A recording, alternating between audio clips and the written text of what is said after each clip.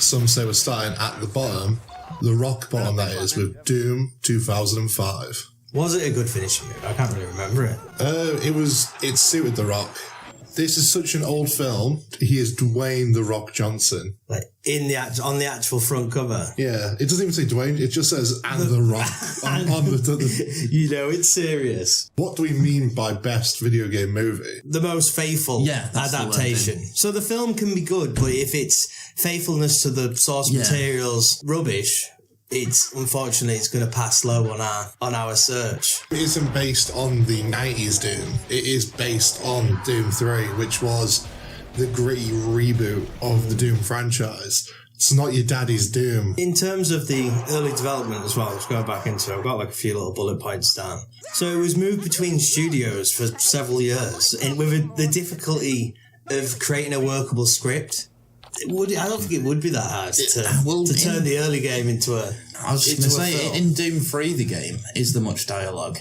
Yeah, there's somebody that's constantly in your ear. Doom 3 padded out of the world of Doom. So, like the early plot for the first Doom game, you get posted a dead-end assignment on Mars after assaulting a superior officer who ordered your unit to fire on civilians. There's the secret teleportation experiments, and then it requests military support. They appear, you're then tasked with capturing the perimeter, then you find out that all your men are dead, and then it's basically the revenge plot. So that's quite like the start of the film. And even refusing to kill innocents, that happens in the film towards the end. Right towards the end. I think that's a nod. Definitely a nod at that. It's his first mission! The Rock's a menace. He's probably my favourite film with The Rock in, to be fair. Genuinely, it was refreshing to see it. Obviously, major spoiler alerts for this film that came out. Oh, absolutely. 12 years ago. More than that. Yeah. The Rock is the bad guy in this. He may be... 21 years. His shining head may be in the middle of the cover of the DVD, but he is the bad guy of the film, which is refreshing to see, because we were like walking tall and stuff. He was just a generic action hero, wasn't he? Beefcake. He's not much of a beefcake though. Compare this Rock to modern Rock. Yeah, this Rock can actually hit some pace as well. This Rock looks healthy. He looks like he can fit through doorways, this Rock. He looks better for it. Doom 3 came out in early 2004. And then the film in 2005. That's quite a quick turnaround. Yeah, but if they already have the scraps of a script there, it just means attaching a director to and the idea that they wanted a relatively big name. I look at the actors in this film and think it's a B cast. Acting-wise, The Rock's not done much, and what would I know, Carl Urban? I can't bit part in Lord of the Rings. Yeah. Oh yeah, I was going to say I can't remember anything before this, but this is after Lord of the Rings, isn't it? So in terms of ID Software's participation in the creation of the film, what I think is crazy is that they had a lot of control over the creature design and environmental concepts, but they did not control the narrative direction, like, at all. Like, I honestly think that's insane, which led to massive things happening where in terms of they replaced demons from hell to genetically mutated humans. Well, yeah, they've got 24 chromosomes, haven't they, or whatever it was. The 10% that isn't understood of human brains is the soul or whatever. Yeah, a load of science gobbledygook. There's a lot that the film doesn't know, because they talk about the ancient civilization where they found the teleportation system. And I think that could have so easily just been linked with some sort of occult, and you don't really have to touch on it that much. Not everything needs an answer or a reason. If you're following a military guy like Carl Urban's character, he doesn't need to know what's happening. He just needs to complete his mission and get out. Yeah. I wish we would have just kept with that knowledge instead of going to... So you're Team Rock then? That's what The Rock wanted to do. What I find weird though is the fact that the reasons for the sort of replacing hell with mutated humans is down to avoid religious things. Yeah. Be sober, be vigilant, because your adversary the devil walketh about seeking whom he may devour. And then this virus mutation doesn't affect people who are morally good. It's got like a moral compass where it affects positively people that are righteous. Yeah, it's not needed. That whole bit isn't needed. It's a Doom film. Why do we need all this extra stuff? It's best when it just plays dumb. It could have genuinely just been needless violence, as long as it's done well, which I think the action scenes are pretty good. The practical effects are really good. The fact that they're all physical sets. Well, you said that the developers of the game worked on the monster designs and the backgrounds, and they were the two best parts of the film. Yeah. Doom 3, the lighting and stuff is the selling point of the game, so it makes sense for it to be one of the dark. best parts of the film, I thought, is just like the game. And when the bloke's battery dies in his torch, and he's just like, right, well, if you know what I mean, if your battery's not juiced up in the game, you're walking in pitch black. My light is down. So Carl Urban's obviously Doomguy. How well do you think he plays the Doomguy? The Doomguy does his mission, kills everything, and then teleports away. Well, he only kills the bad. And so Carl Urban ticked that box, and I think that's the only box, really. He's got too much emotion, though.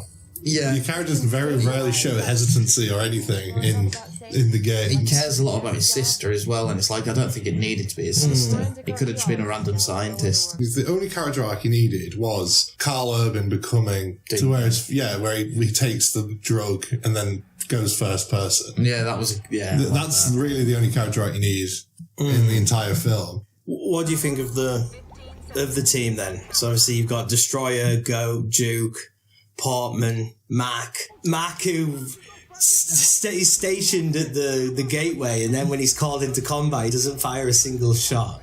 But he still dies. He's absolutely useless. You liked the bit where they go onto the helicopter. Yeah, I like the call sign bit where when they log to a gun, it says the name, because it's like early multiplayer with slightly try-hardy names, like Destroyer and stuff. I like that, except the kid gets his picked for him. Yeah, that's really it's horrible, that, isn't it? But like, speaking about the Marines, none of them are likable except Carl Urban. I kind of like the intro though of the team initially, because you've got you don't know he's a bit of a creep, but you've got the guy with the Hawaiian shirt on. Obviously he's going on a holiday, but then it immediately goes to Thai boys. Yeah. And you've got one guy playing that classic video game. He's playing the Tiger. Yeah, the Tiger game. So it's nice that the world of classic video games is still a thing. Yeah, you've got the religious guy with the necklace, and then you've got the Carl Urban's character who's just sort of like, he's the more boring one. He's just rechecking equipment. The new kid's just cleaning. I don't know if he's mopping or sweeping. And then you've got the guys playing bat with fruit. Yeah. And then one guy catches an orange, doesn't peel it, just bites it, and the peel its bits. What a lunatic eats an orange like that? Yeah, you wouldn't trust him with a gun, would you? Yeah, the new kid annoyed me the whole film, though. Why? The way they treat him, is obviously he's the rookie, but like, he's not even asking stupid questions. Like, he's asking questions about like how this portal works, and then all of a sudden he has a character turn where he just takes drugs and then becomes a perv, and then it takes him all the way till before he dies to have turned back into let's not kill these civilians. Pervy, but at the same time, it's like the woman enjoyed it and they were having a flirtatious back and forth. I wouldn't say he was necessarily pervy. He's just, what did they say now? He was just thirsty. Yeah. Well, she was like doing surgery. He was basically, his head was on her shoulder while he was doing it. Like the personal space. Yeah. Do we ever see? We didn't see what really gets. No, he got dragged through, but he was still just staring at her. Yeah. Not even his own teammates. He was just staring at her. I'm sure blood's coming out of his mouth. He's not even screaming or anything. He's just staring at her. But yeah, Destroyer. Can you remember the vent? What, he shoots the miniguns? Yeah, where Sarge points up.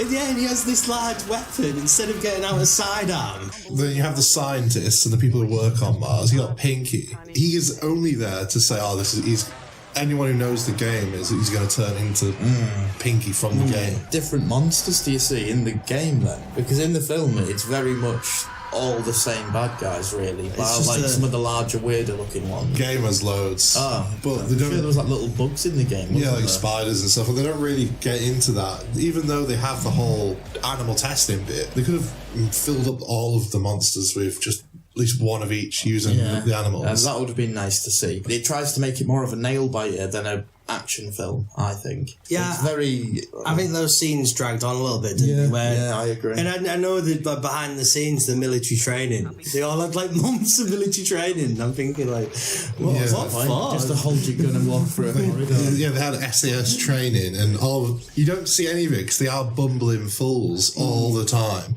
Like the toilet scene for the drug guy. Yeah, that was so he drops his stupid. clip, and then he's crawling under it, catching his bag under the stall and stuff. Like, why didn't he just leave the stall and walk around? I'll just take your bag off when it's First done. thing is they do like with the monkey where he comes out and there's just a mouse or a rat just on the ground, and then he just like shrugs his shoulders, and then the creature grabs him. But Destroy does have a pretty cool scene, which is it changes genre. Well, It's like a cage match. It's like a kung fu film. It's absolutely ridiculous because you think Destroy is dead immediately with the Hell Knight. Yeah. And then all of a sudden, they start having like a proper 50-50 fight. And you think, is Destroyer actually going to win? He's grabbing chains and strangling on shit, flipping around doing kicks. But he's getting electrocuted as well as every single time. That scene is either going to be everyone's favourite scene or least favourite scene in the film. It's my favourite scene. It's up there for my favourite. It's just absolutely ridiculous action. But in terms of elements that were retained from both the film and the game, this is what it's all about. So, Mars. So they're on Mars. That's on the game. They're on Mars, the UAC Corporation. Yeah, the Hell Knights and Pinky. The looks of them are pretty decent. That's about it, really. Wait, the armour's green in the game and their overalls were like a dark shade of green. Yeah. So I'll give them that. The BFG. The BFG, so... Teleporting. Yeah. Yeah, even though it was done differently. It was like a weird gooey suck. The goo ball. I can understand Gooey why suck. that was so stupid. But I was hoping it'd be more like the Bifrost. That's it, really. The corridors, a lot of the corridors, the The aesthetic. general aesthetic of the building and stuff. There was there wasn't enough doors that were like that's what I remember from Doom. the doors. Why did they need to have a futuristic science door?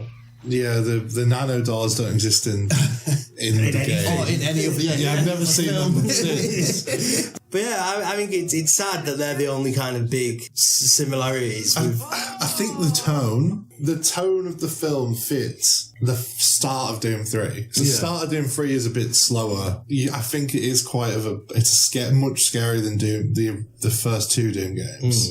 It does that okay, but yeah, that's it. Wish there was more enemies. More death. There should have been more demons. There should have been demons in general. Yeah. But there should have been more demons killed, and there should be more Marines killed. Yeah, I think the Marines should have started dying earlier on. Yeah. Well, the only one to survive at the end though was Carl Urban and his sister, wasn't it? Even though if you read the front cover right there, it says no one walks out alive. The marketing of 2005 Doom just lied to everyone. That's the issue.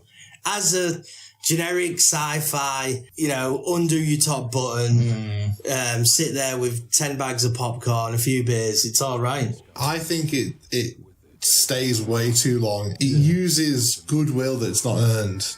It doesn't earn goodwill ever, but for let's watch another 5 minutes. I was looking at my phone we haven't seen the first person shooter part yet, and we're still going. And it just keeps going. It just keeps going. What did you think of the first person shooter part? I didn't mind that. I like that because that's what the game is. So for 2005, it looks okay. Yeah. That part. And I think it's the first of its kind, or at least that's what the Rock said in interviews. So Doom, being our first one, will be first and last. Until future notice. Until episode 2. This is currently the best video game and movie adaptation. Well, what do we do next then, do you think? I want one that's better. We can't have Doom on top of the list after episode 2. It might be, that's the issue. It shouldn't have been called Doom. It should have been called something generic, like, I don't know, Rogue Leader. Mars Zombies or something. It doesn't feel like Doom. If you want to watch a film that feels more like Doom, watch Aliens. Watch Aliens. Yeah. That's more like Doom than this is.